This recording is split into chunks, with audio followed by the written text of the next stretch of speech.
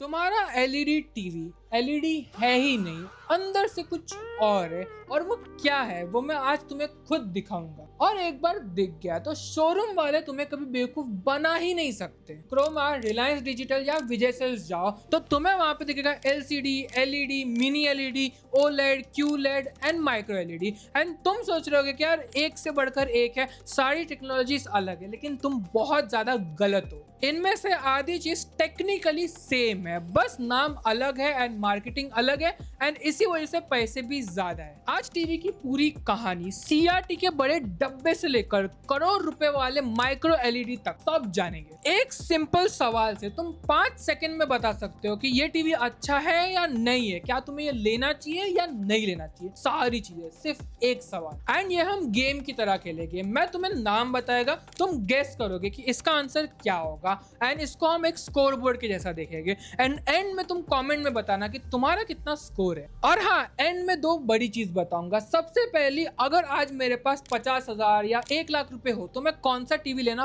पसंद करूंगा। दूसरा, एक ऐसी चीज जो दादाजी के जमाने के टीवी में थी, जो कि फ्री में थी और आज तुम उसके लिए एक्स्ट्रा पैसा दे रहे हो, सीरियसली।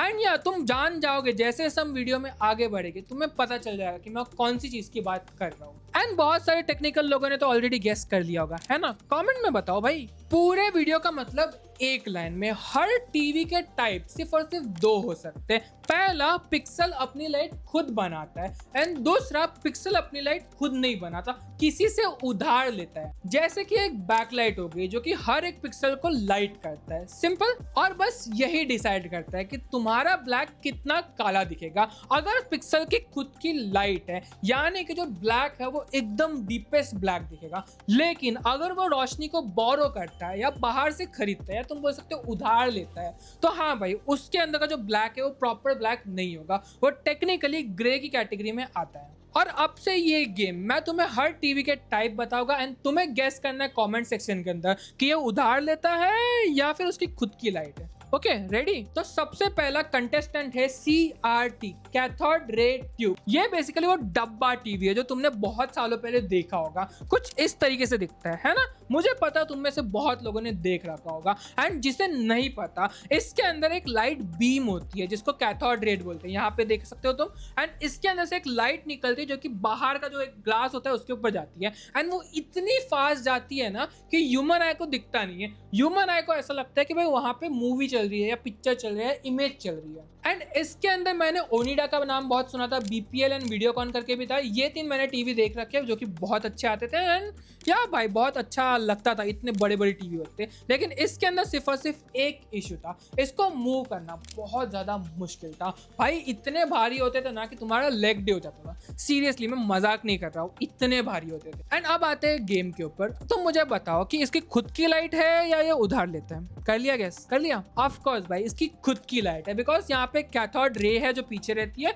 जो कि लाइट फेंकता है, तो खुद की लाइट है। करेक्ट। तो इसी वजह से इसके जो ब्लैक हो गए वो बहुत ज्यादा ब्लैक होते हैं और अच्छे होते हैं। वैसे कुछ टीवी आते थे जिसके अंदर ग्रे होते थे, लेकिन उसका रीजन था कि उसका कांच जो है वही ग्रे था। तो या भाई, एंड इसीलिए इसके जो ब्लैक है वो बहुत ज्यादा गहरे होते थे। इसका जो रिस्पॉन्स टाइम था वो बहुत ही कम था। एंड इनफैक्ट इसके जो कलर थे वो बहुत ही परफेक्ट थे, बिना किसी सेटिंग के अंदर, क्योंकि इसमें सेटिंग होती ही नहीं थी। एंड या भाई, जो प्रॉपर गेमर्स है, जो ओजी गेमर्स है, वो आज भी CRT टीवी अपने घर में रखते हैं या फिर ढूंढते रहते हैं। ऑल्सो इसकी जो स्क्रीन है ना, एक लिमिट तक बड़ी हो सकती है, उससे ज्यादा बड़ी नहीं हो सकती, बिकॉज जो कैथोड रे है वो एक लिमिट तक ही जा सकता है। तो यार भाई, इसमें स्क्रीन साइज का भी लिमिट था। तो यार 60 साल तक CRT टीवी चला, 60 से ज्यादा ही चला एक्चुअली। लेकिन हाँ भाई, उसका राज खत्म हुआ एंड उसे नहीं पता था कि भाई एक पतली वाली स्क्रीन आने वाली बहुत ही जल्दी। एंड या भाई, फिर CRT टीवी एकदम से गायब हो गया। एंड उसके बाद क्या हुआ आगे बताता हूँ भाई। अब CRT के बाद एक छोटा सा चैप्टर आया था जिसको हम प्रोजेक्शन टीवी बोलते थे। ये इंडिया में बहुत ही कम हुआ करता था एंड कुछ ही लोग हैं, दुनिया में शायद 1000 लोग या इंडिया में शायद 1000-2000 लोग हैं जिनके पास ये टीवी एक्चुअली था। हाँ भाई, ये इतना महंगा टीवी था। अब इसके अंदर क्या होता था ना कि जो कैथोड रे मैंने बताया था तुम्हें नॉर्मल टीवी में, इसमें 3 होते थे, एक रेड के लिए, एक ग्रीन के लिए, एक ब्लू के लिए। एंड तीनों एक मिरर पे प्रोजेक्ट करते थे एंड उससे रिफ्लेक्ट होता था। भाई सोच रहे हो कितना कॉम्प्लेक्स था। लेकिन इसमें फायदा ये था कि तुम्हारी स्क्रीन की साइज थोड़ी सी बड़ी हो चुकी है, 40 इंच तक जा चुकी है। तो यहाँ पे बहुत बड़ी चीज देखने को मिलती थी। अब इसकी कुछ प्रॉब्लम भी थी कि तुम्हें स्क्रीन के एकदम सामने बैठना पड़ेगा, अगर तुम लेफ्ट राइट से देखोगे तो यार नहीं दिखेगा। आई नो तुमने आज से 10-15 साल पहले ऐसे टीवी बहुत देखे होंगे सेकेंड हैंड मार्केट में, एंड यार मैं भी उसमें से एक था, सेकेंड हैंड मार्केट से लेके आया था, एंड लेफ्ट राइट से कुछ नहीं दिखता था, तुम्हें टीवी के सामने ही बैठना पड़ता था। नो वंडर मुझे चश्मा कैसे लगा, मुझे अब पता चला ये। एंड यार भाई ये बहुत ही बड़ा हुआ करता था टीवी यार, मतलब मेरे को याद है इसके लिए तुम्हें 3-4 लोग लगेंगे या शायद ज्यादा लोग लगेंगे सीरियसली। एंड लाइट का बिल बहुत ही क्रेजी, 10-10 हज़ार रुपये आ सकता है इसमें बिल। एंड हमने बहुत यूज नहीं किया था बिकॉज बहुत जल्दी खराब हो गया था। अब गेम पे आते हैं, बताओ इसके अंदर खुद की लाइट है या उधार लिया है? यस इसकी खुद की लाइट है एंड वो मिरर के थ्रू प्रोजेक्ट कर रहा है, तो कभी कभी यहाँ पे ब्लीडिंग की प्रॉब्लम आती थी। एंड इसका जो स्क्रीन है majority of the time black दिखता था, लेकिन कभी कभी ये इशू आता था अगर तुम्हारी ट्यूब वगैरह खराब हो चुकी है तो अब नेक्स्ट आता है वो टीवी भाई जो सबसे सुंदर हुआ करता था, एंड शायद तुमने ये टीवी देखा होगा बिकॉज इंडिया में बहुत चलता था, एंड इसका नाम है प्लाज्मा टीवी। नहीं सुना क्या कभी नाम? तो मार्केट में ये लगभग आया था 1990s के एंड पे, इंडिया में 2005 या 6 के आसपास आया था। एंड भाई फुजुत्सी ने लीड किया था इसको, एंड भाई पहली बार 40 इंच से ज्यादा बड़ी स्क्रीन किसी को देखने को मिली है। एंड यार भाई ये पतली भी थी स्क्रीन तो लोगों को थोड़ा सा अच्छा लगा, एंड इसके अंदर टाइनी सेल्स होते थे जो कि गैस से भरे हुए रहते थे। हाँ भाई उसके अंदर थोड़ा सा गैस होता था, एंड जैसे इलेक्ट्रिसिटी पास हुई वो कलर आगे फेंकता था। एंड तुमने देखा होगा कुछ ऐसे टीवी हुआ करते थे जिसके कलर फेड आउट हो जाते थे, तो यार भाई वो प्लाज्मा टीवी था जिसके कलर फेड आउट हो जाते थे। एंड ऑफकोर्स इसके अंदर बिजली का बिल बहुत आता था, एंड मेरे घर पे शायद 2 या 3 महीने के लिए था, सेकेंड हैंड लिया था हमने बहुत पहले। एंड भाई हमने न्यूज चैनल रात भर चालू करके छोड़ दिया, हम देख रहे थे न्यूज, एंड उसका जो लोगो था वो छप चुका था उस पे। अभी फोटो नहीं है मेरे पास, बट या बहुत सारे लोगों के साथ ये चीज हुआ था, एंड या इसका ये बहुत बड़ा नुकसान था। अब गेम पे आते हैं, बताओ प्लाज्मा टीवी खुद की लाइट है या उसने चुराई है? बताओ बताओ। यस उसने उधार लिया है लाइट। अब वो टीवी जिसने पूरी दुनिया पे कब्जा कर लिया, हाँ भाई मैं बात कर रहा हूँ LCD। 2000 के आसपास आया था ये, एंड 2010 में आया था इंडिया में। आते ही इतना पॉपुलर हो गया ना कि मेरे घर के आसपास जितने लोग थे उसमें से 80% लोगों के पास यस नया LCD था भाई। लोग खुश हुए थे भाई कि हमने पहला टीवी लिया, नया टीवी बहुत अच्छा है, तुम दीवार पे इसको लटका सकते हो। भाई ये फीचर हुआ करता था उस टाइम पे, आज के टाइम पे तो सारे वैसे ही आते हैं, बट उस टाइम पे जो लगता था क्या दीवार पे तुम फोटो फ्रेम जैसा लगा सकते हो भाई, वो अलग ही लेवल की चौड़ थी। अब गेम की बारी, मुझे बताओ ये खुद की लाइट है इसमें या उधार लेते हैं? गेस कर लिया? यस ये उधार लेता है। क्यों करके? इसकी खुद की लाइट नहीं होती, बेसिकली ये यूज करता है लिक्विड क्रिस्टल डिस्प्ले। बेसिकली इसकी खुद की कोई लाइट नहीं होती, एक क्रिस्टल होता है जिसके पीछे से तुम्हें लाइट फेंकनी पड़ती है, एंड वो आगे जाके उसको पास करता है। अब जो LCD हुआ करता था ना, इसके पीछे ट्यूबलाइट जैसी लाइट होती थी। हाँ भाई जो ट्यूबलाइट लाइट होती थी ना वैसी लाइट होती थी, इसके लिए उसको हम LCD बोलते थे। लेकिन वो जो लाइट है उसको रिप्लेस कर दिया LEDs ने। LEDs पता है तुमको ये वाले? हाँ भाई इसको इसने रिप्लेस कर दिया, एंड इसके बाद ही जन्म हुआ LED। हाँ भाई LCD LED लगभग सेम है, खाली लाइट पीछे चेंज हो चुकी है, इसीलिए ऐसा लगता है कि LED बहुत फैंसी होगा। नहीं भाई LCD ही है, बस उसमें ट्यूबलाइट की जगह LED यूज किया है। एंड आई गेस तुमने पता कर ही लिया होगा कि ये भी जो है वो लाइट उधार लेता है, उसकी खुद की लाइट है ही नहीं बिकॉज लाइट ही चेंज हुई है। LED LCD सेम सेम भाई भाई है ना। वैसे अगर तुम्हें ऐसे रिव्यूज हर हफ्ते चाहिए तो सब्सक्राइब कर लो यार, मुझे थोड़ा सा मोटिवेशन मिलेगा ऐसे ही लॉन्ग फॉर्म वीडियो बनाने का। एंड यार भाई मैं 28 मिनट से शूट कर रहा है, एंड आई डोंट नो कितना टाइम लगेगा इसको एडिट करने में। पर हाँ LED का थोड़ा सा फायदा भी हुआ है बिकॉज इससे सबसे पहले जो ट्यूबलाइट थी वो निकल गई, एंड इसका इलेक्ट्रिसिटी बिल ऑलरेडी कम हो चुका है, एंड ऑल्सो इसका जो ब्राइटनेस है वो थोड़ी सी और बढ़ गई। एंड या मेन चीज भाई LED थोड़ी सी और सस्ती हो गई। LCD से LED सस्ती पड़ती थी, एंड इसीलिए तुम्हें Xiaomi, TCL, हाइसेंस के 55 इंच के टीवी 30-40 हजार में मिल जाते हैं। अब आता है बड़ा नाम QLED, सैमसंग के ब्रांडिंग का मास्टर स्ट्रोक। जैसे ही 2017 में लॉन्च हुआ था, इसके बाद भाई दुनिया पागल हो गई थी कि हाँ यार इसकी ब्राइटनेस बहुत अच्छी है, एकदम बीट करता है, ये है वो है, एंड या करता भी था, एंड इसीलिए बहुत ज्यादा पॉपुलर हुआ था। अब आता है गेम की बारी, क्या इसकी खुद की लाइट है या उसने उधार लिया है? यस भाई इसने उधार लिया है, QLED, यानी कि पीछे वाली चीजें तो सेम है। तो यहाँ पे फर्क क्या आता है? इसके अंदर जो लाइट और डिस्प्ले है उसके बीच में क्वांटम डॉट्स डाले हुए, बेसिकली इस तरीके से कुछ तो दिखते हैं। एंड इसका रीजन ये है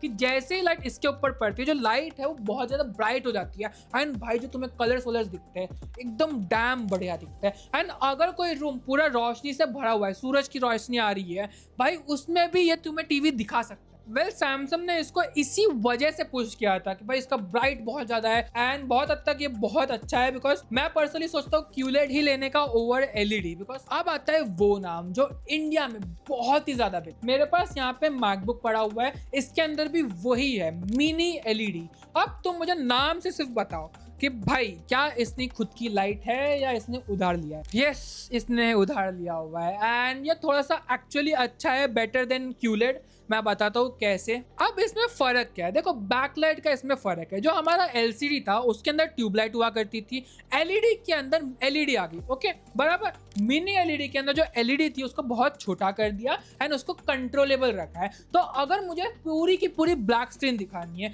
तो मैं सारी एलईडीज को ऑफ कर सकता हूँ, लेकिन अगर मुझे कुछ एरिया ब्लैक दिखाना है तो उस एरिया के अराउंड की जो एलईडी है उसको मैं बंद कर सकता हूँ। ये डिपेंड तो ब्लैक लाइट पे ही कर रहा है, लेकिन उस बैकलाइट को तुम कंट्रोल कर रहे हो बेस्ड ऑन द क्या दिखने वाला है। तो यार बेसिकली ये एलईडी का थोड़ा सा बड़ा भाई है, क्यूलेड का थोड़ा सा बड़ा भाई नहीं बोलूंगा मैं, लेकिन हाँ एलईडी का थोड़ा सा बड़ा भाई है जिसमें ब्लैक्स एक्चुअली थोड़े से ब्लैक दिखते हैं। लेकिन एक इशू आता है जिसको हम बोलते हैं ब्लूमिंग।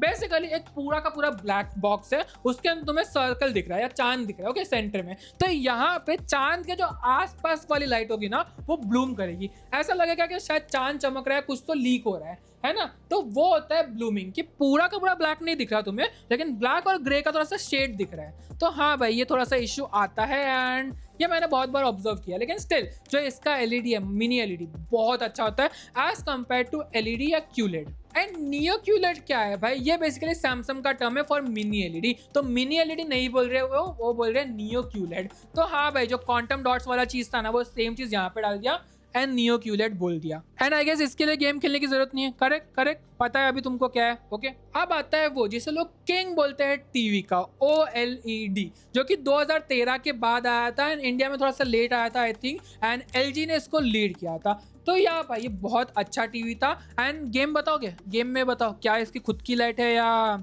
बोरो कर रहा है ये?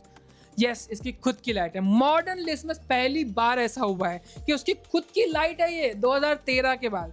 एंड या ऑफ कोर्स इसके बाद रेवोल्यूशनाइज हो गया एंड बहुत चीज़ें हो चुकी है, लेकिन इसकी जो लाइट है वो खुद की है। यानी कि अगर तुम ब्लैक देख रहे हो तो उसको प्योर ब्लैक देखने को मिलेगा एंड बहुत अच्छा डिस्टेंस मिलते हैं। लेकिन इसके भी कुछ इश्यूज है। सबसे पहले बर्न इन इशू, अगर तुम सेम टीवी लगा के रख दो तो ऑफकोर्स बर्न इन आता है। ऑफकोर्स इसके सॉल्यूशन है, पिक्सल शिफ्टिंग वगैरह कुछ कुछ आते हैं, लेकिन अगर तुम बहुत टाइम तक सेम चीज देख रहे हो तो ये हमेशा होता ही होता है OLED। और क्यों होता है इसके अंदर? बिकॉज उसके अंदर होता है ऑर्गेनिक लाइट एमिटिंग डायोड, ये उसका फुल फॉर्म है। तो इसके अंदर ऑर्गेनिक मैटर है, इसीलिए अगर तुम सेम चीज हमेशा रखोगे, जैसे प्लाज्मा टीवी में हुआ करता था, सेम चीज रखोगे तो वहां पे वो छप जाएगा। OLED के अंदर यही इशू आता है। एंड ऑफ कोर्स इसका जो प्राइस है बहुत ज्यादा जाता है। 1 लाख से इसका स्टार्ट होता है 55 इंच। एंड अगर तुम LG की तरफ जाओगे तो 1.5 लाख जाता है, सोनी की तरफ जाओगे भाई 2.5 लाख 3 लाख, ये प्राइस चल रहे हैं OLED के। एंड तुम्हें पता है मैं एक शोरूम में गया था, ऑलमोस्ट रात हो गई थी, तो मैंने उनको बोला लाइट बंद कर रहे हो, ठीक है कर दो। एंड भाई LED और OLED में